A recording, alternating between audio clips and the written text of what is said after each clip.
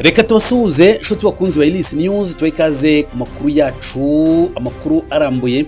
Ariko mbere yuko dutangira ikiganiro cyacu cy'umunsi, Iris News yifatanyije n'abanyarwanda gukomeza kwibuka genocide yakorewe abatutsi mu 1994. Dukomeze kwibuka kandi tuniyubaka.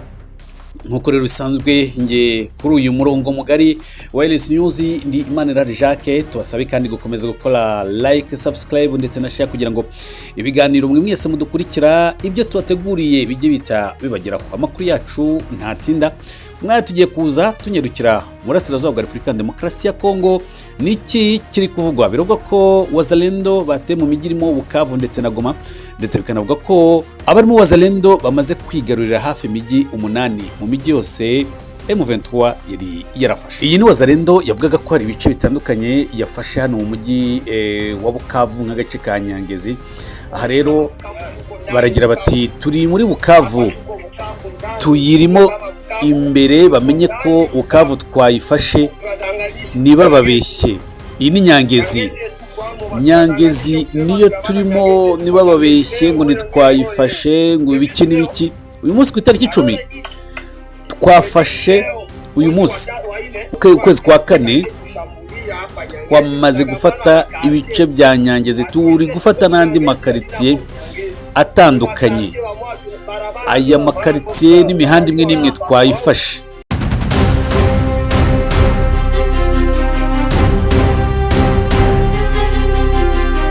Iyi rero ni Wazalendo abafatanyije na FARDC ndetse bari gufatanya na FDLR n'ingabo z'u Burundi, bamaze kuba batangaza ko hari bice bafashe. Reka dukomeze n'amakuru yacu noneho tubabwire ngo byagenze gute ahangaha muri Repubulika Demokarasi ya Kongo. Iyi nkuru cyangwa se izi nkuru tugiye kubagezaho muri make zikubiye mu bintu byinshi, ariko se nanone ibingibi birava hehe bikajya hehe? Ese koko ibiri kuvuga ko umutwe wa AFC M23 wamaze kuba wamburwa imijyi 8 ikajya mu maboko ya Wazalendo, ibiri kuvuga koko ni ukuri? Nyamara hari urugamba rumaze iminsi 3 ruhanganishije ihuriro rya AFC M23, ruhanganishije abarimo Wazalendo, FARDC, FDLR ndetse n'ingabo z'u Burundi. Birumvikana ko ni mu bice bitandukanye. Iyo mvuze ingabo z'u Burundi muhita mwumva imijyi irimo nka Uvira, nagera i Bukavu mukumvamo za Walikare. Hanyuma tukagaruka hano Igoma rero naho bimeze gute? Aho hari kugabwa udutero shuma. Mu by'ukuri utu dutero shuma bikavuga ko ari systeme nshyashya cyangwa se uburyo bushyashya FDLR iri kugenda yigisha Wazalendo nk'uko babikoraga mu myaka 1997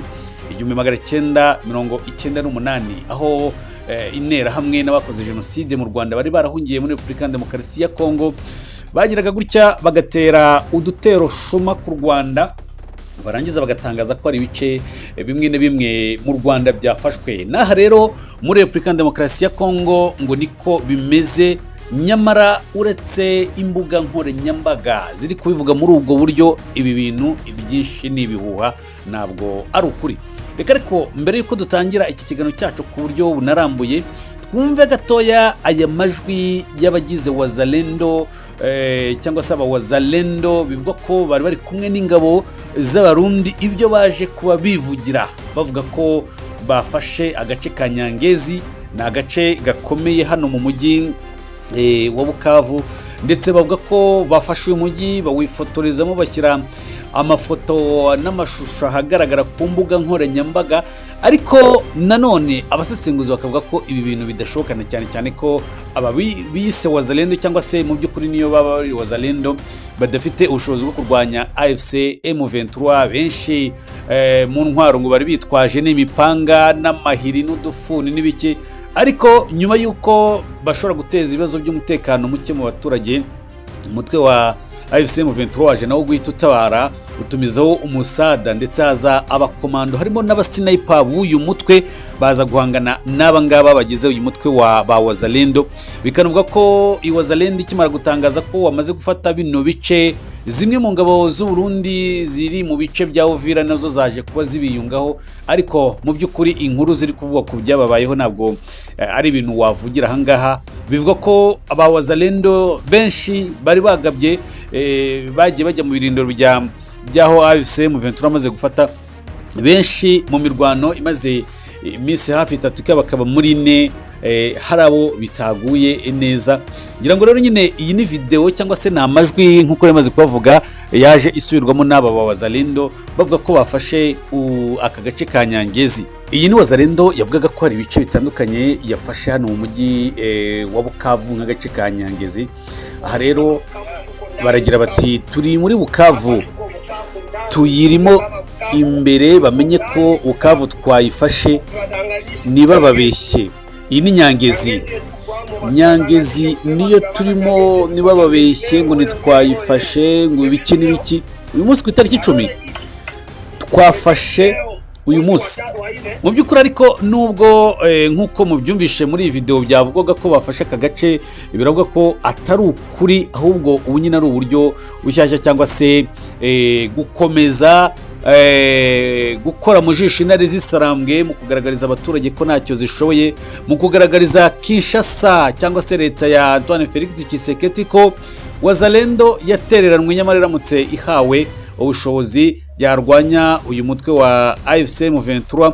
Ariko nanone hakabamo ikikango cyuko Joseph Kabila uyu nguyu wamaze gutangaza ko agiye kwinjira muri Repubulika ya Demokarasi ya Kongo anyuze mu miji ya Goma, imijyi kwifatanya na AFC M23, imijyi yamaze gufatwa n'uyu mutwe guhera ku itariki ya 27 z'ukwezi kwa mbere, ubwo M23 yinjiraga mu mujyi wa Goma ndetse ukaba utangiye gukoramo n'ibikorwa bitandukanye. Wazalendo rero bafite ubwoba cyangwa se FARDC ifite ubwoba ko mu gihe ingabo za Kabila nawe wari ufite igisirikare yakwifatanya na AFC M23 bishobora gukomeza kutagenda neza, mu gihe nyamara bari kugaba udutero shuma hari harabayeho amasezerano y'ubwumvikane hagati ya leta ya Kongo ya FARDC n'umutwe wa AFC M23 yo gutanga agahenge. Ariko mu matangazo yagiye ashyirwa hanze na bamwe mu bayobozi bo muri AFC M23 bagaragaje ko ubushotoranyi buri gukorwa n'igisirikari cya Kongo, ndetse M23 ivuga ko mu gihe byakomeza gutya iza kongera gusubiza kuri ibi bitero, ndetse n'ibyo abantu bari biteze ko amahoro ashobora kugaruka, ashobora ko ibiganiro by'amahoro rwose bishobora bisa nko kuvomera mu gitotse. Ihuriro ry'ingabo za Repubulika ya Demokarasi ya Kongo biravuga ko ryamaze kwambura uduce 8 two mu ntara ya Kivu y'Amajyepfo. Amakuru akavuga ko ingabo za leta zigaruriye turiya duce two muri sheferi ya Bukavu bo muri teritwari ya Karehe nyuma yo kugaba ibitero by'uruhurirane ku birindiro bya AFC M23. Ni imirwano rero yabaye, imirwano igiye kumara hafi iminsi 3, hafi iminsi 4.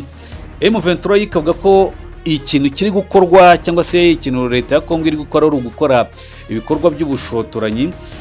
Utu duce rero bivugwa ko bambuye M23 harimo nk'agace ka Remera, agace ka Bushaku ya mbere n'iya kabiri, Nyabalongwa, Mwami, Ijwi na Cizi. Ni ibice bivugwa ko nyine byamaze kuba bijya mu maboko cyangwa se icyo twakwita amaboko y'umwanzi, nk'uko M23 ivuga ko umwanzi ari Wazalendo na FARDC bahanganye. Nyine n'uduce rero tundi duce tuvugwa ni Lumbishi, Gali, Bishaka, Shanje, Chambombo, Kafufula na Katale, nk'uko societe civile yo muri Karehe nyine nayo yaje kuba ibitangaza ko utuduce twaje kuba dusubira mu maboko ya FARDC n'ihuriro ryabo rigizwe n'abarwanyi ba Wazalendo. Amakuru rero akavuga ko kugeza kuri wa kane ubwo hari ku munsi w'ejo imirwano nyine yakomeje nyuma y'uko M23 yari imaze kubona umusada w'ingabo zaturutse ku kibuga cy'indege cya Kavumu. AFC M23 yasubije inyuma igitero cy'ihuriro ry'ingabo za RDC mu mujyi wa Goma. Hanga rero akaba ariho ruzingiye, bamwe bakaba bagiye bavuga ko M23 yambuwe ibice byose, ariko nyuma y'uko hari ingabo zivuye ku kibuga cy'indege cya Kavumu ndetse bikanavuga ko umutwe wa AFC M23 wari usumbirijwe n'aba Wazalendo na FARDC bafatanije n'igisirikari na bamwe mu basirikari bo mu gihugu cy'u Burundi, M23 ise tumizaho abakomando ndetse n'abasinayipa maze baza kuyiha umusada, basubizayo aba Wazalendo n'ingabo z'u Burundi. Ikivugwa n'uko iyi mirwano yaguyemo abantu benshi, haba ku ruhande rwa Wazalendo, Abarundi, FARDC ndetse n'abo bahanganye ubwo ni M23. N'imirwano mu by'ukuri bitaratangazwa imibare nyayo y'abaguye kuri urugamba rw'iminsi 3 rwabaye, ariko bikogwa ko M23 yahise ihagurutsa intwaro zayo zikomeye zirimo ibifaru ziza guhangana, kandi ba Wazalendo benshi binavuga ko benshi baba badafite n'imyitozo, binavuga ko benshi biyitira nyine ko ari ba Wazalendo, bagafata amashusho bagaragaza ko ari bice bafashe. Mu by'ukuri ibyabo bitagenze neza. Rero mu ijoro ryo kwa 11 rishyira 12 Mata, ubwo ni uyu munsi, mu bice bigize uburengerazuba bwa Goma birimo Mugunga, Keshelo no mu gace ka Lakeveri humvikanye amasasu menshi, nyuma yaho bivuzwe ko hari amabandi yinjiye muri uyu mujyi wa Goma. Bisa nkaho rero ikintu umutwe wa M23 watangiye gukorerwa no kugabwaho ibitero shuma mu buryo bw'ibanga, ariko leta ya FARDC ikabikora mu buryo buteruye, mu buryo butagaragara ko ariyo yateye, ahubwo igatuma aba Wazalendo bakajya imbere, hanyuma bagera ahantu Wazalendo igatangaza ko yafashe ibice bitandukanye, igahabwa support na FARDC ndetse n'abarimo ingabo zo mu gihugu cy'u Burundi.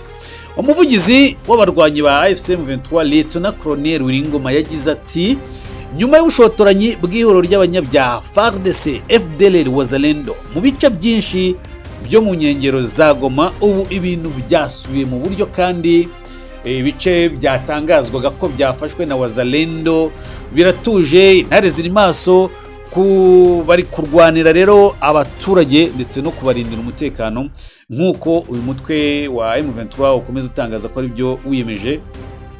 Ibiro nanone byaje ko bigarukaho na Guverineri Bahati wasabye abaturage bo mu mujyi wa Goma gutuza, ndetse akamenyesha ko umutwe wa M23 ukomeza kubarindira umutekano wabo. Agace rero k'ingenzi cyangwa se agace ka Nyangezi muri Kivu y'Amajyepfo, ahangaha ni muri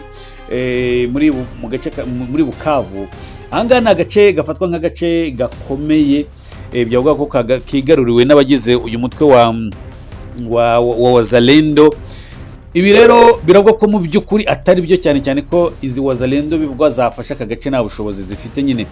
Ibi rero birikwa nanone mu gihe abadepite bagize komisiyo y'inteko ishinga amategeko muri Leta Zunze Ubumwe za Amerika mu bisi yashize bari basabye leta ya FARDC kureka gukorana n'abagize umutwe wa FDLR wakoze genocide yakorewe abatutsi mu 1900 hano mu Rwanda, igahitana abasaga miliyoni.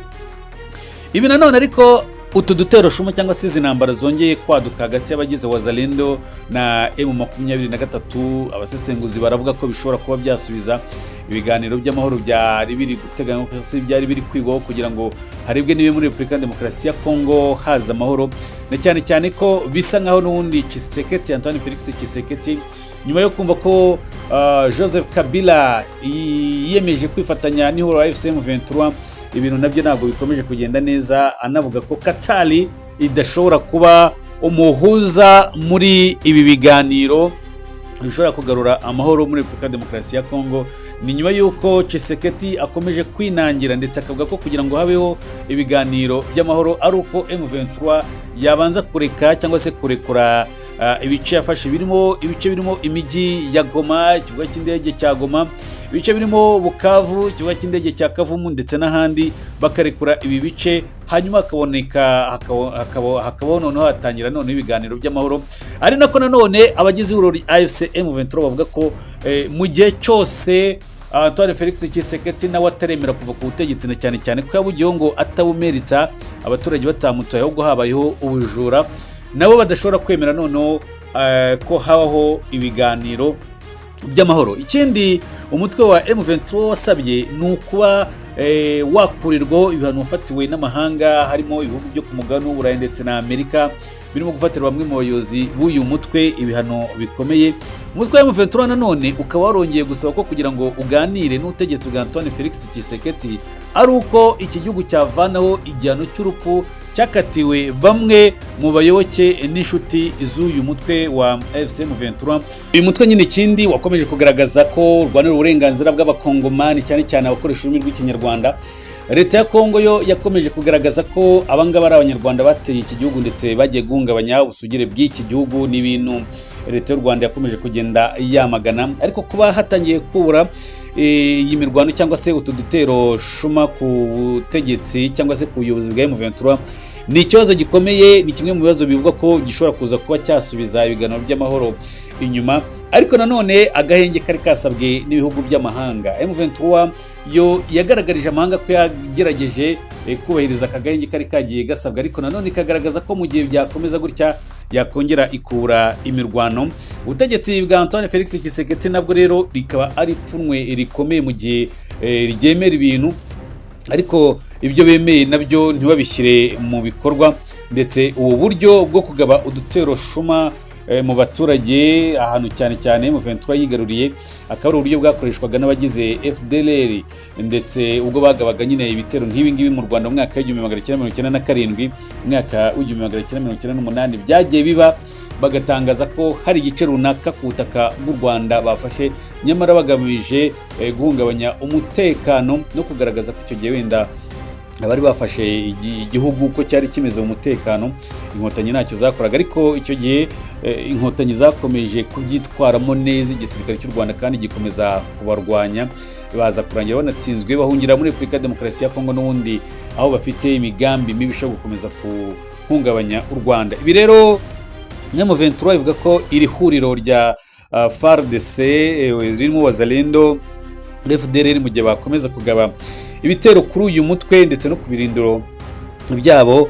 M23 nayo itazasinzira kandi izasubiza uko bikwiye. Ni imirwano rero n'ubundi yabereye mu mujyi wa Goma. M23 ikavuga ko ari abagizi ba nabi nyine aribo Wazalendo batangije iyi mirwano. Buri ngoma nyine yashimangiye ko ingabo za M23 zihora ziri maso kandi ko imirwano urebye igiye kumara hafi iminsi 3 yabereye muri pariki ya Virunga. Hamaze nyine kuba humvikana imirwano ikomeye mu gihe cy'iminsi 3, ariko mu by'ukuri ntiharatangazwa ngo iyi mirwano ni bande bayiguyemo, uretse ko uko byagenda kose ni imirwano bivuga ko yaguyemo ingabo zitandukanye, haba ku ruhande rwa Wazalendo ndetse n'abayirwanya aribo bagize M23. Gusa imibare nanone ikaba itarajya hanze. Rero ibyo kuvuga ngo M23 amaze kuba yamburwa uduce twose cyangwa se uduce tugize ku 8 mu duce yari isanzwe ifite, ibingibi benshi bikaba biri gufatwa nk'amakuru y'ibihuha, ariko cyakora nanone andi makuru aza kugenda atugeraho no kuri Iris News, tukaba tuza gukomeza kugenda dufatanya namwe. Tubabwire rero ngo mukomeze mubane natwe kuri uyu murongo mugari w'amakuru. Icyo tubasaba no gukomeza gukora subscribe, mugakora share ndetse na like, hanyuma twebwe intego yacu nuko amakuru yacu adatinda. Bye bye, ciao ciao.